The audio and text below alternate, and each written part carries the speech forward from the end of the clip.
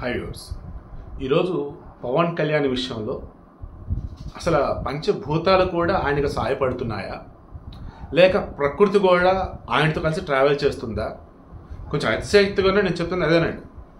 పంచభూతాలు ఆయనకు సాయం చేస్తూ ప్రకృతి కూడా తనతో కలిసి నడుస్తుంది. వాస్తవం ప్రకృతితో మనం నడవాలి.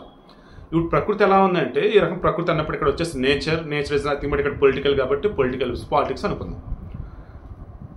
పవన్ కళ్యాణ్ వేస్తున్న అడుగు ఏదైతే ఉందో దానికి తగ్గట్టుగా టక్క ఈయనకి పాజిటివ్ వేలు వస్తుంది. అవతలుడు ఎవడన్నా సనాతన ధర్మం గురించి నెగిటివ్గా మాట్లాడినా, లేదు ఇతని గురించి ఎంత తేడాగా మాట్లాడినా వాడికి చుక్కలు కనిపిస్తా ఉంది. నేను మొత్తం క్రాస్ చెక్ చేస్తే నాకు అనిపించింది ఏంటి తెలుసా, కొన్నిసార్లు మనం అసలు ఏం చెయ్యం, మన పని మనం చేస్తాం, అయినా సరే వాడి గేమ్ ఏముందర అనుకుంటాం, ఏమన్నా స్ట్రాటజీ అని అనుకుంటాం. పవన్ కళ్యాణ్ చూస్తే నాకు అదే అనిపించింది. బట్ పవన్ కళ్యాణ్ గేమ్ ఏం లేదు, స్ట్రాటజీ లేదు, బట్ తన పని తను చేసుకుంటూ పోతున్నాడు, తన ధర్మాన్ని కాపాడుకుంటూ. కానీ తమిళనాడులో డిఎంకే పార్టీ, స్టాలిన్ ముఖ్యమంత్రి, ఉదయనిధి స్టాలిన్ ఉప ముఖ్యమంత్రి కదా, వీళ్ళకి సంబంధించి చెక్ చేస్తుంటే నిన్న ప్రకాష్ రాజు వచ్చేసి వాళ్ళతో కలిసి స్టేజ్ మీద వేదిక పంచుకున్న తర్వాత మాట్లాడే విధానం చూస్తూ ఉంటే, ఉదయనిధి స్టాలిన్ని పవన్ కళ్యాణ్ ఇద్దరిని కూడా కంపేర్ చేసి ప్రకాష్ రాజు చేసిన ఓవర్ యాక్షన్ చూస్తూ ఉంటే దొంపదాక వెళ్ళి అడ్డంగా బొక్కలో పడ్డారేంటి రావు అనిపిస్తాను. ఏం బొక్క అది? పొలిటికల్గా అంటే ఏ రకంగా? ఓ రకంగా రేపు 2026లో ఎన్నికలు ఏవైతే రాబోతున్నాయి అక్కడ డిఎంకే పార్టీకి సంబంధించి ఇప్పుడు ఎలాగైతే అద్భుతమైన స్థానాలు ఉన్నాయి, సేమ్ వైఎస్ఆర్సీపీ లాగే అక్కడ కూడా ఘోరాతి ఘోరంగా ఓడిపోయింది మొన్న. అన్నా డిఎంకే కానీ బీజేపీ కానీ బ్యాచ్ అంతా కాంగ్రెస్ అండ్ డిఎంకే వాళ్ళు గట్టిగా లేచారు. ఇక ఇప్పుడు చూసుకుంటూ ఉంటే ఆల్రెడీ మొన్న లోక్సభ ఎన్నికల్లో బీజేపీ విడిగా పోటీ చేసింది, అన్నా డిఎంకే విడిగా పోటీ చేశారు, అండ్ మిగతా కొన్ని పార్టీలు విడిగా పోటీ చేస్తే ఇక డిఎంకే అండ్ కాంగ్రెస్ కలగలిపి వెళ్ళి ఉన్నారు. దాంతో గట్టి క్లీన్ స్వీప్ చేసి పెట్టేశారు. ఇటువంటి వాళ్ళు ఇప్పుడు పవన్ కళ్యాణ్కి సంబంధించి సనాతన ధర్మానికి సంబంధించిన మాట్లాడిన మాటల్ని డిఎంకే పార్టీలను కొంతమంది వేరే విధంగా అన్నట్టు చేస్తూ ఏకంగా పవన్ కళ్యాణ్ కేసులు విశ్వాసం చేస్తున్న హడావుడికి వెయిట్ అండ్ సీ అంటూ ఉదయనిధి స్టాలిన్ మాటలకి ప్రకాష్ రాజు వెళ్ళి ఏకంగా వాళ్ళతో వేదిక పంచుకొని వీళ్ళు కులాలని మతాలని విభజించడం కాదు, కుల మతాలకు అతీతంగా పరిపాలన చేస్తున్నారు, పరిపాలన అంటే ఇది, ఆ పవన్ కళ్యాణ్ సనాతన ధర్మం అంటున్నాడు, ఎందుకు ఆయన పరిపాలన చేసేది, ఇలా ధర్మాన్ని కాపాడుకోవాలి కదా పరిపాలన అన్నప్పుడు ఇప్పుడు రకరకాల మాట్లాడుతున్నారు. బట్ జనాలంతా గమనిస్తున్నారు. ఈ మధ్యకాలంలో తమిళనాడులో హిందువుల మీద, మరీ ముఖ్యంగా బ్రాహ్మణులకు సంబంధించి ఈ డిఎంకే పార్టీలో తెలిసి తెలియకుండా వాళ్ళ మీద ఒక రకమైన విషం చిమ్ముతున్న ఫీలింగ్ అనమాట. ఇప్పుడు విజయ్ కొత్త పార్టీ ఒకటి పెట్టాడు. వాళ్ళ టార్గెట్ కూడా ఎవరు? క్రైస్తవులు, ముస్లింలు, ఏది వాళ్ళ ఓట్ బ్యాంక్ అన్నట్టు. వీళ్ళు ఆల్రెడీ డిఎంకే పార్టీకి ఉన్నారు గట్టిగా.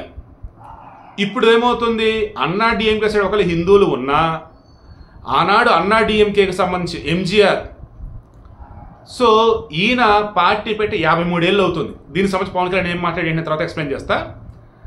అన్నా డిఎంకే సంబంధించి ఎంజీఆర్ పార్టీ పెట్టినప్పటి నుంచి కూడా ఓట్ బ్యాంక్ అన్నప్పుడు హిందువులు ఇటు సైడ్ ఉంటున్నారు, క్రైస్తవులు ముస్లింలు అన్నప్పుడు ఉన్నారు, జైలతో వచ్చాక ఇంకా ఎక్కువ ఉన్నారు. కానీ ఇప్పుడు ఏమైంది, డిఎంకే సైడ్ ఎక్కువ ఉన్నారు, కాంగ్రెస్ సైడ్ ఎక్కువ ఉన్నారు. ఇప్పుడు వాళ్ళల్లో ఉన్నటువంటి కొంతమందిని ఇప్పుడు విజయ్ చేల్చుతున్నాడు. ఇక ఇప్పుడు ఎవరండి, యూనిటీ అన్న అంత ఒక సైడ్ కనుక వచ్చారు అంటే ఓట్లు పడేది ఎవరికి?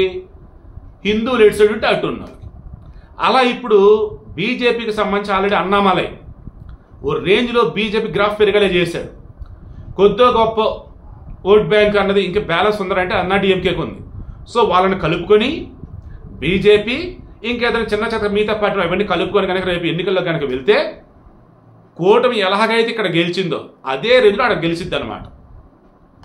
అప్పుడు డిఎంకే కానీ విజయపడి ఇవన్నీ పక్కెళ్ళిపోతాయి. ఇంకా దీనికి ఇక్కడ బీజం ఎలా పడింది ఏంటంటే, మన పవన్ కళ్యాణ్ సనాతన ధర్మానికి సంబంధించి రక్షణగా ఉంటాయని చెప్పేసి ఆయన పలికినటువంటి పలుకులు, ఆయన చేసినటువంటి ప్రతిజ్ఞ. ఇప్పుడు ఇది యావత్ దేశవ్యాప్తంగా కూడా హిందువులు అన్నటువంటి వాళ్ళు అంతా కూడా ఆలోచిస్తూ ఉన్నారు. ఇన్నాళ్ళు మనం ఎందుకు ఇలా ఆలోచించలేకపోయాం? వక్ఫ్ బోర్డు అంటూ ముస్లింలు ఏకంగా 100 సంవత్సరాల క్రితం అసలు ముస్లింలు అనే భారతదేశం రావడానికి ముందు ఉన్నటువంటి ఊళ్ళను కూడా మావి అన్నట్టుగా వీళ్ళు హడావుడి చేస్తున్న కారణం ఏంటంటే వక్ఫ్ బోర్డు, దానికి సంబంధించినటువంటి చట్టాలు అండ్ వాళ్ళకు ఉన్నటువంటి హక్కులు. అలా సనాతన ధర్మాన్ని కనుక ఉన్నట్టయితే ఎవడన్నా మనం ఎవరిని ఆక్యుపై చేయమంటారు, అది ఆక్రమించుకుందాం, ఇది ఆక్రమించుకుందాం, ఇలా మనకు ఉండదు. కానీ మన ధర్మాన్ని మనం కాపాడుకునే వాళ్ళు అవుతాంగా. దేవాలయానికి సంబంధించి భూములు ఉంటాయండి, మాన్యం భూములు అంటారు కదా, లైక్ ఎన్ని ఇప్పుడు అన్యాక్రాంతమైనాయి. అండ్ దాని వచ్చి డబ్బును వచ్చేసి ఆ ఊరి పెద్ద ఎవడు ఎలా దోచుకుంటున్నాడు, ఇవన్నీ లెక్కలు ఉంటాయి కదా, అవన్నీ బయటకు వస్తాయి. సో పవన్ కళ్యాణ్ అదేనండి, నేను ఇతర మతాలను గౌరవిస్తా, నా ధర్మాన్ని నేను కాపాడుకుంటా. ఒక రకంగా మా అమ్మని కాపాడుకోవడానికి నా ప్రాణమైన నేను ఇస్తా, మిగతా వాళ్ళ అమ్మలను నేను గౌరవిస్తా. ప్రాణం ఇవ్వాల్సి వస్తే మిగతా వారి కన్నా ముందు నేను మా అమ్మ కోసం ప్రాణం అర్పిస్తా. కరెక్ట్గానే మాట్లాడాడు. ఇదే ఇప్పుడు ఈరోజు యావత్ దేశాన్ని ఆలోచింపు చేస్తాం. తమిళలో ఉన్నటువంటి హిందువులందరూ కూడా ఒక తాటి మీద తీసుకొచ్చేలా ఉంది.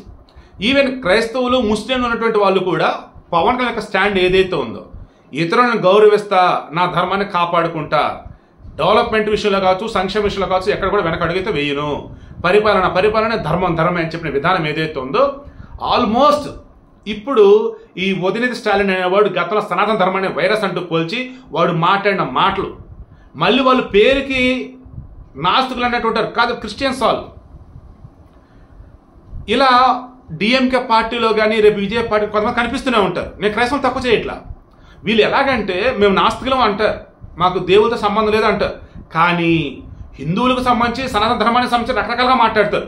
మిగతా విషయంలో మాట్లాడరు, మళ్ళీ చర్చిలకు వెళ్తారు, మసీదులకు వెళ్తారు. సో ఇప్పుడు విషయం ఏంటి, ఇది హిందువులు కనుక అర్థమైతే చాలా ఇంకా అయిపోయిన డిఎంకే పార్టీ పని అయిపోయినట్టే.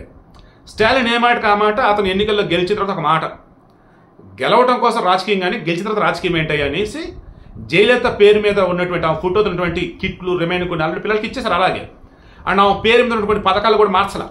సో అతను మంచి పేరే వచ్చింది. కానీ అతని తర్వాత ఉన్నప్పుడు ఉదయనిధి స్టాలిన్ కనిపిస్తున్నాడు. ఈ ఉదయనిధి స్టాలిన్ వచ్చేసి సనాతన ధర్మాన్ని వైరస్తా అన్నాడు, అండ్ ప్రకాష్ రాజ్ అంటకాగుతూ ఉన్నాడు.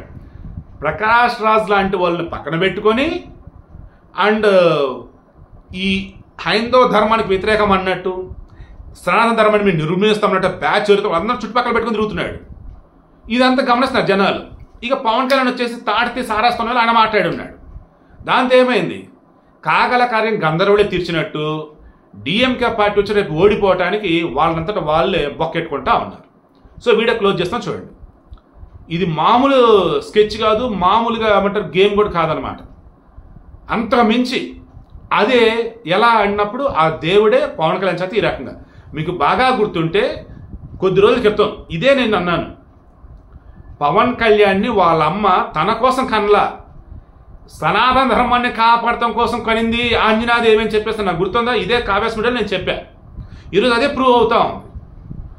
కొంతమంది ఏదో ఓవర్ యాక్షన్ చేస్తూ పోస్టులు పెడుతూ ఉండొచ్చు కాక, అవన్నీ గాలి కొట్టుకుపోతాయి. నిలబడేది ఏంటంటే ధర్మం.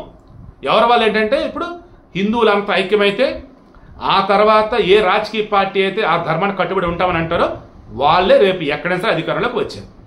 అలానే మిగతా తక్కువ చేయొద్దు, మిగతా వాళ్ళని ఇబ్బంది పెట్టవద్దు, ఏ మతస్థులైనా కానీ అందరినీ గౌరవించుకోవాలి, మన అమ్మను మనం కాపాడుకోవాలి. ఇది పవన్ కళ్యాణ్ చెప్పిన, నేను చెప్పిన.